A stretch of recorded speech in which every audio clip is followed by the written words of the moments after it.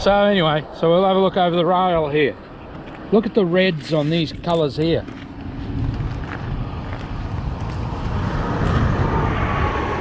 Wild guava growing out of control. But look at these lantana. They're the bright reds. This is the most toxic of all these plants, growing exactly as I said to you on the sides of the road here. I don't know what this shows up like on camera, but Mr Malcom Letts said that I would have to prove that the council knows this is a bad thing. And yet Malcom Letts and biosecurity say that the councils have to have on their website a weeds management strategy, which would infer that they're experts in weeds, would it not? Is it not a fair question to ask? When you consider that this is the most toxic of all these plants, growing wild along the sides of the roads, with that sort of fall on the road, feeding these plants downstream. Look at them down through the fence line down there, into the quarry areas there, all the way down this side of the road, all the way up that next embankment as a full-scale flush of these materials, and all down through the watercourse below it down there as that land all falls down and these roads drain down there. Then you walk across the other side of the road. Have a look at the wild tobacco, 30 feet tall if it's an inch.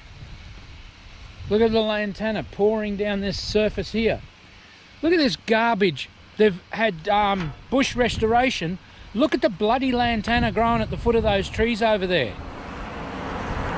Somebody is paying money to have that sort of garbage done, and that was the quality of the cleanup of the lantana. And all the lantana that's feeding that lantana is growing still here on this surface, with that water pouring out of here, all down from up there, and feeding all of these plants through that surface there. And I would have to, according to Malcom Letts, I would have to prove that the council should know better. Like, are these guys serious? Look at the fall down there, and you can imagine the water flow over this edge down to that lower roadway down there from the quarry. That's quarry lands.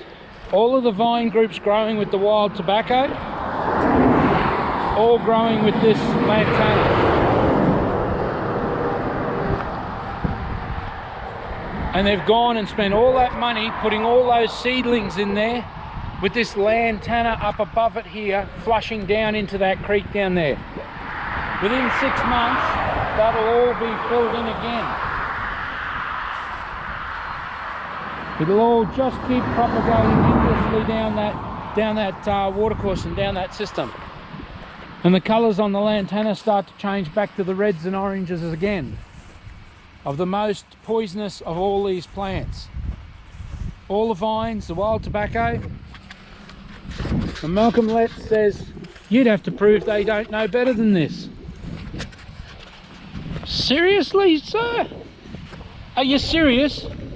Mr Ian Thompson comes from the land care side of things. He's taken up his position in the federal side of this biosecurity side of things. And he still hasn't answered me after a month. Have a look at this garbage down here.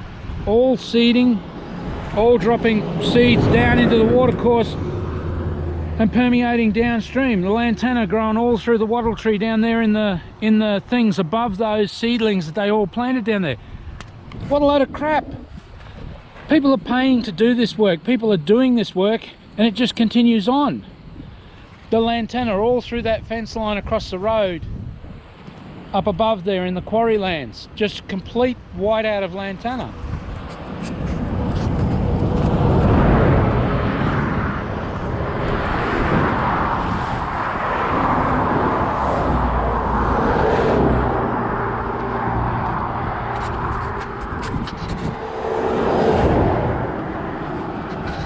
Who would possibly give people like the national parks or like the main roads or the councils land to look after when this crap is happening here on these surfaces that is being fed so much water that it's just propagating downstream, and the head of biosecurity says I'd have to prove that they don't know that's a bad thing. Like, I mean, if he knew his job, he wouldn't be allowing this stuff to happen. This is the type of work that we do, and yet not once has any of these departments even picked up the phone to get on to doing any of this work. At no stage, none of it. So when do you think this will ever change?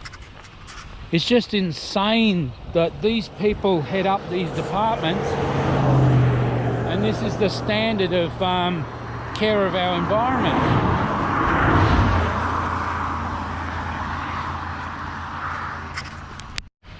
Like, if that isn't the most stupid thing you've ever seen, to see that they've already cleared the lantana from those environments, and they've done that piss poor of job of it, that they've planted their shrubs, and their shrubs are already overgrown by the material.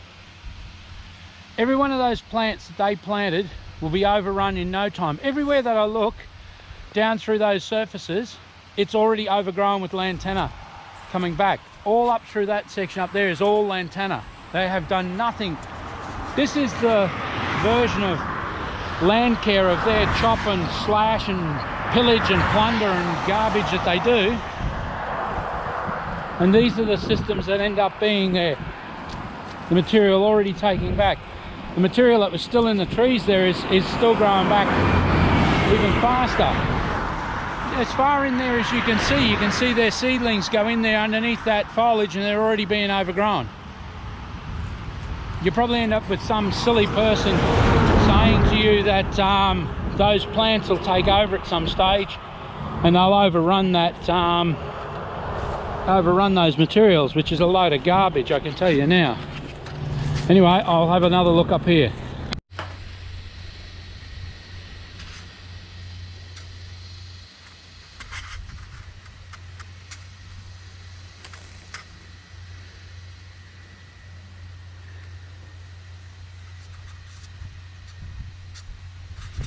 You know, you'd have to ask yourself, what would somebody think when they're planting this material underneath this, with trees of this size, these native gums,